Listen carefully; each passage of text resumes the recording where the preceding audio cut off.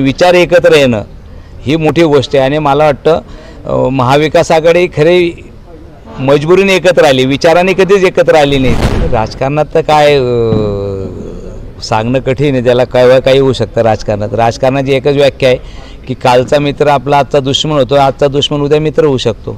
त्याच्यात असं वाटतंय नाही, ते नेत्यांचा विषय तो, आम्ही एक कार्यकर्ते, आम्ही काय त्याच्यावरती बोलावं, नेते निर्णय घेतील तो। कुठेतरी महाविकास आघाडीमध्ये फूट पडल्याचं चित्र आज समोर येत आहे।